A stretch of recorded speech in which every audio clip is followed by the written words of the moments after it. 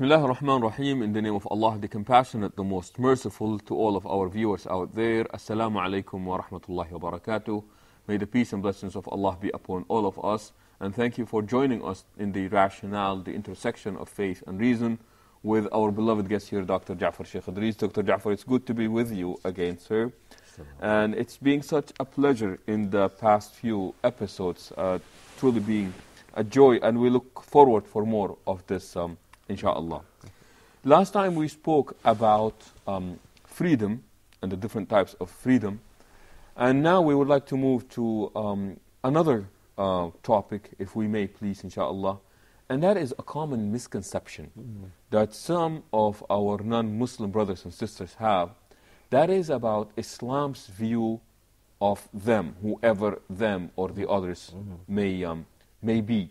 So this will be our topic for this episode, and the Islamic view. What does Islam say about non-Muslims or people who do not adhere to the teachings and the practice and the beliefs of Islam and Muslims? Yes, what you have just said defines what we mean by the other. In this context, of course, the other can have so many other meanings, but we are, I think you are thinking of the other in terms of people who are not Muslims.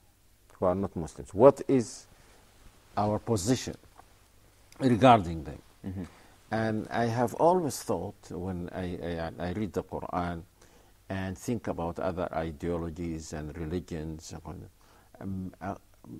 my conclusion, I might be wrong, my conclusion is that no religion at all, or ideology, even secular ideologies, compares with Islam in its comprehensive enumeration of the categories of people who are not Muslims, and of the right or an appropriate position that should be taken regarding them.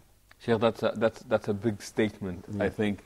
But how about just make sure that we defend that statement, if we may, please. Now, there is nothing in Judaism or Christianity about Islam in the present scriptures. Sure. No, there is nothing. Of course, we know that in the early original scriptures there was something about the Prophet Muhammad sallallahu alaihi wasallam. So, for a religious person who is Christian or who is Jewish, I mean, there is nothing in the scriptures which she reads about this other religion. Specifically about Islam. We may be under a bigger group such as Gentiles or non-Christians or what have you, but not specifically. No, and nothing also about, if he is Jew, he finds nothing about Christianity and so on. And in Islam, there's a detailed enumeration of these non-Islamic religions and groups. For example, you find something about Jews, something about Christians, something about Magians, idol worshippers, people who are atheists, and so on. Also, something very interesting about Islam is that I don't think that there is any other ideology except the secular ones which confess or state this, that not all people will be Muslims. Not all people will be Muslims. And therefore, it cannot say that all non-Muslims must be killed, because this means that most people should be killed. In Marxism, for example, they used to believe, according to the ideology, that this is the ideology of the future, and that it will spread all over the world, and it will be accepted, and so on. So there is no room for the other. The other is moving against what they call against history, and therefore he has to be removed. Even if that elimination is a peaceful elimination, but the other ultimately, according to this ideology. will not exist. Will not exist because he is moving against the march of history. This is how history. The same idea was expressed by Fukuyama. And of course, he changed his mind later on. And Fukuyama is the author of the famous book Clash of Civilizations. No. I'm sorry. The Fukuyama, what is it called? The end. I forgot the name. Inshallah, I will remember. And the end of. I forgot the name. So in that book, he said that democracy and capitalism are the end of history. His book is The End of History. That the West has reached the end of history as far as the economic theories and political theories are concerned. And all the world will be moving towards this end now. And this is what he meant by the end of history. He doesn't mean that there will be no history. There will be history, but all people are moving towards this. And he said people all over the world now think so, except Muslims. And I appreciated that he made an exception.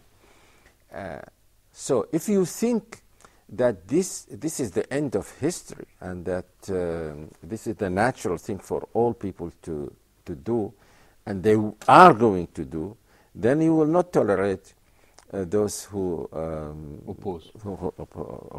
So this is one reason or one advantage of Islam over other religions and ideologies as far as its position regarding the other is concerned. Meaning that it acknowledges that there will always be the other. In fact, it says something that no other ideology would say. In fact, it says that ultimately the number of Muslims will be small and all of them will die before the end of time. Only people will revert, go back to worshipping idols, even in Mecca. They will revive those old idols, and this is, in my opinion, is one evidence that this religion must be from God, because no human being would advocate a religion and they say something like this about it, because he will think that if he says this, then people, why should one accept a religion that like will eventually fade out? Yes, but because it is from God, it tells you the truth. Whether you like it or not, this is what is going to happen now. And also it means that you should not make your choice according to the position of other people, even if they be the majority. You should opt for the truth, irrespective of the position of other people regarding this truth. One of my favorite quotes that go along these lines is when somebody said, right is right even if no one is doing it, and wrong is wrong even if everybody is doing it. It's not a big deal to be right when everybody else is right. It's a big deal to be right when everybody else is wrong. So majority is not to be taken. If he said a majority, that would have been better, but not everyone. Not everyone would be wrong. So these are some of the advantages that you said that Islam has over other religions or ideologies. And from there on, Sheikh, then what does Islam say about? We learn now that it acknowledges that they will always be there. Therefore, what happens to them? There are general principles that apply to all the others. General. Just, let us concentrate on this. We don't want to go into the details of how to treat Jews, how to treat Christians, and so on. Just the general principles might be enough for this interview.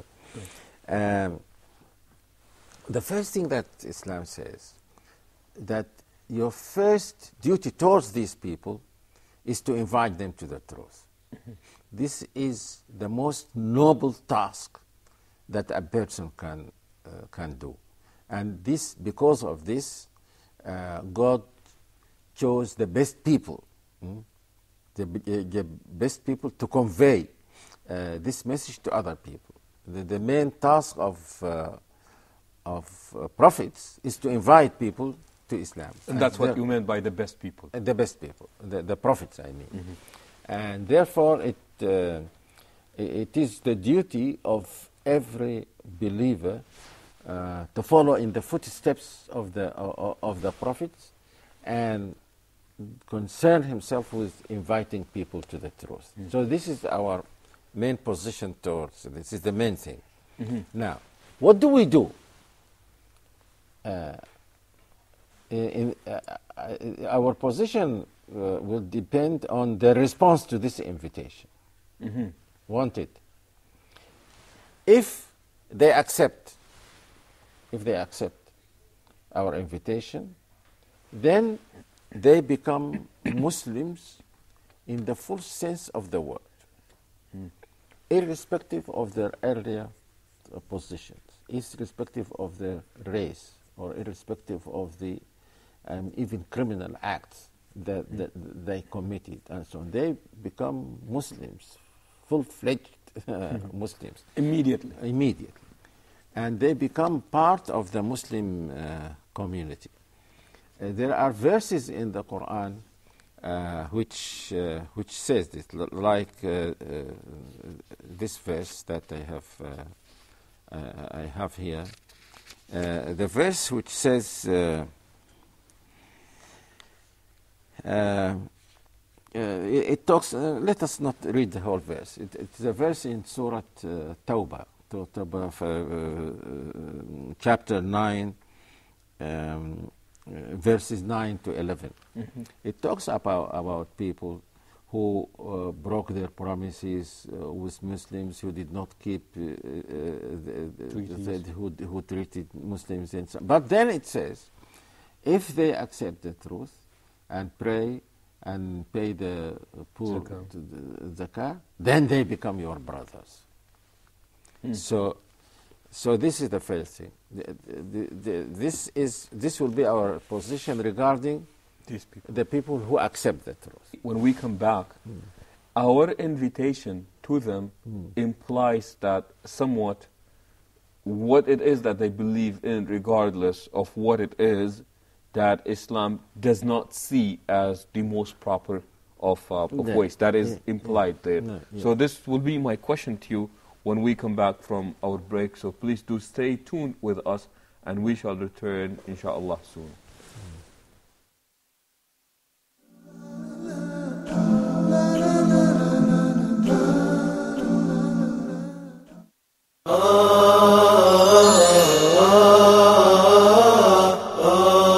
Why righteous companions? It is Islam that given us the sense of dignity.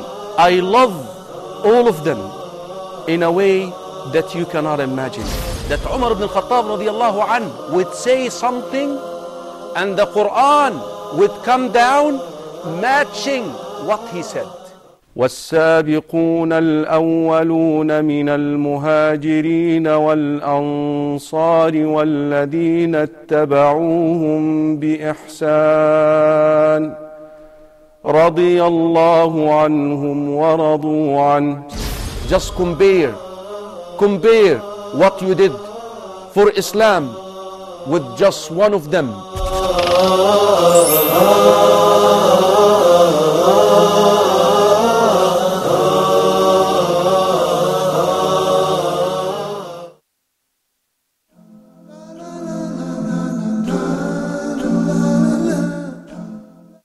Assalamu alaikum wa rahmatullahi wa barakatuhu, and welcome back again to the rationale, the intersection of faith and reason, with our guest here, Dr. Jaffar Sheikh Idris. Dr. Jaffar, we're talking about one of the noblest things that Muslims are asked to do for the others, regardless of who they are, is to invite them to the way of Islam, and this will be following the footsteps of the Messenger. In that case, isn't it, though, implied that Islam does not necessarily recognize the beliefs or the ways of the others? Isn't that implied there? Of course. It is, that is why they are inviting them to the truth. They might have part of this truth, half of this truth or so, but now they are invited to the complete truth regarding their belief in the Creator. So yes, it is. It is. Otherwise, there will be no reason why invite them, because if you believe that they are like you, as some people now would say, that you have to tolerate other people, respect them in the sense of saying that they are like me. Of course, if they are like me, then there is no reason for inviting them to the truth. But you believe that you are doing them a great service by inviting them to the truth, because you are not inviting them just to increase the number of Muslims or to use them for some worldly ends or so. You are inviting them to the truth because you believe that this will make them very happy in this world and in the world to come. This is what they should do as human beings. So your motive should be a very noble motive. You don't invite them just to make you stronger, because you don't need this. No. You're also using words like invite, as if you are extending an invitation, and then at that point it is up to them whether they accept it or not. Yes, because this is true. Because we gave the example of our position regarding those who accept. Now suppose that someone said, I don't accept. I like what I am. I am. And this can be of two kinds.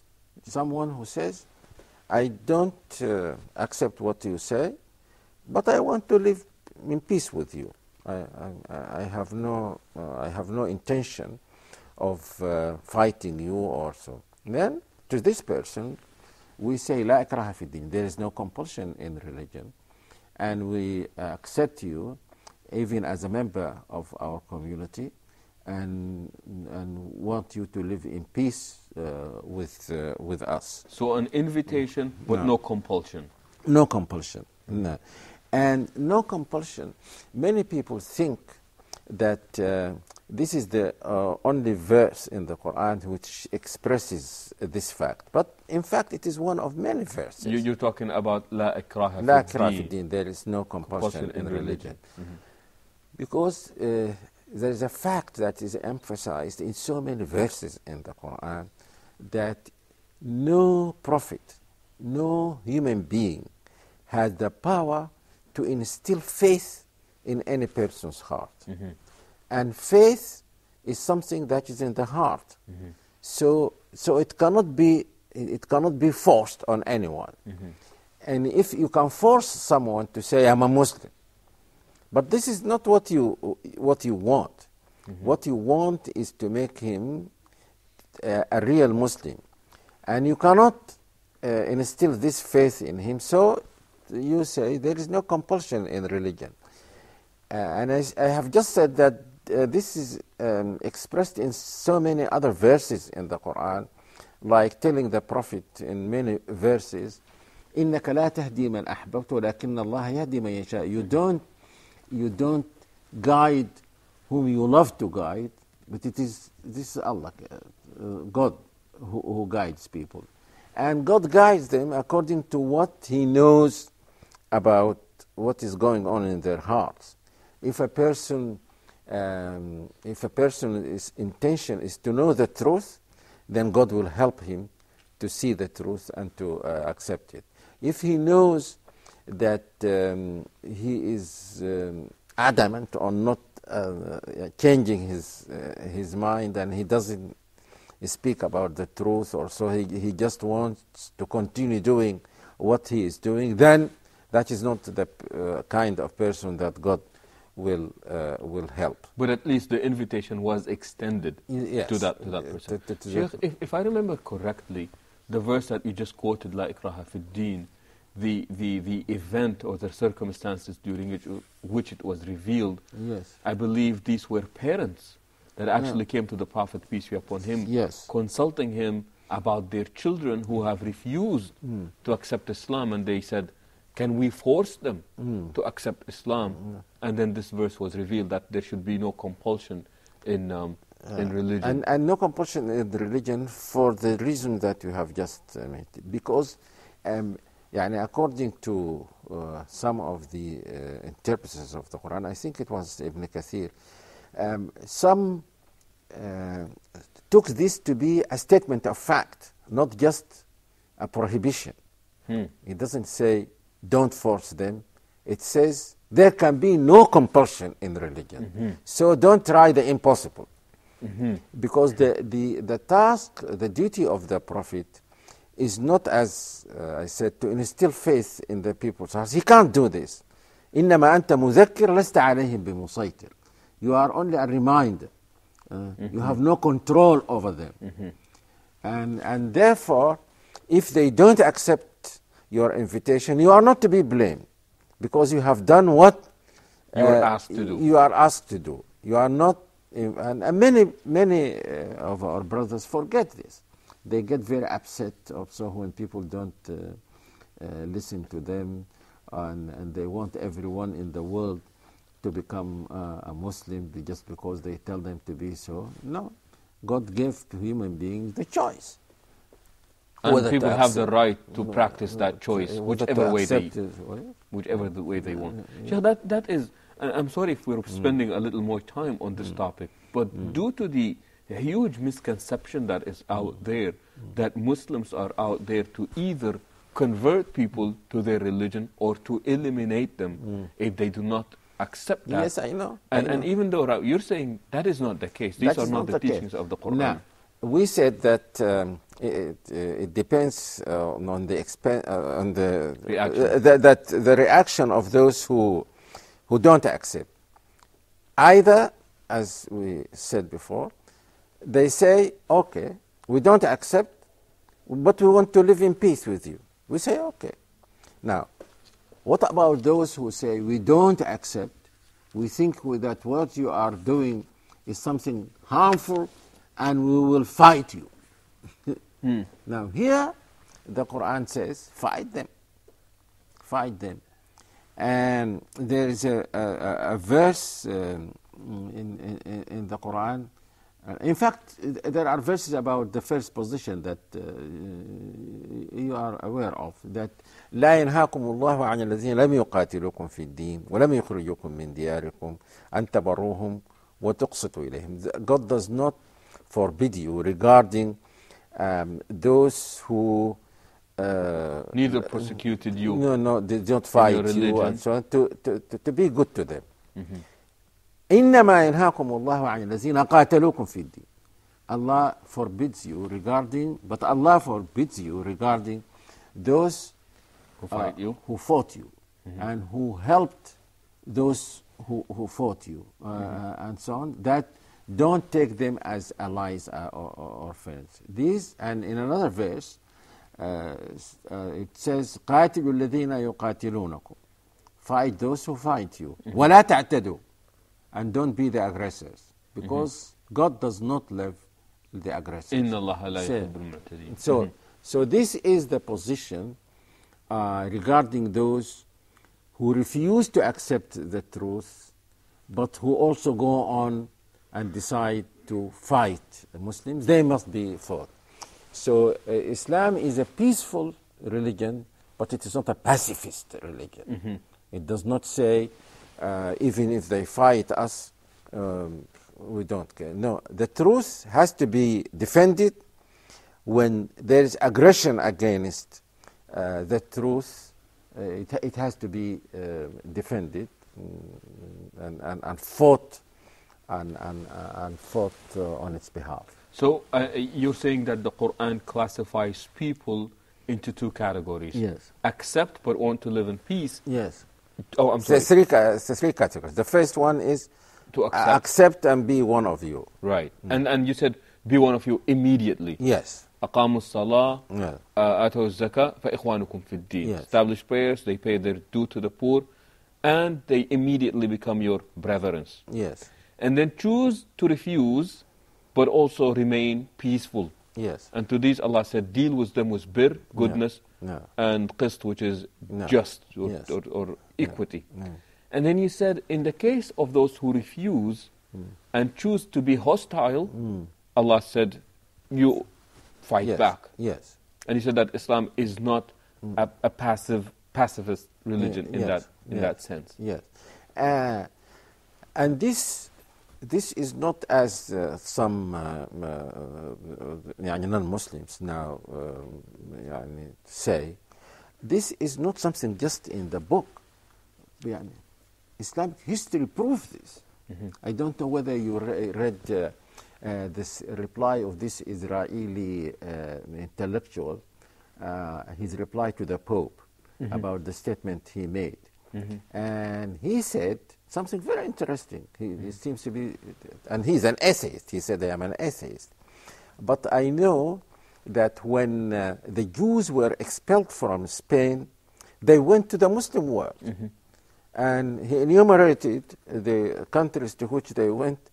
Some of them came to the Sudan.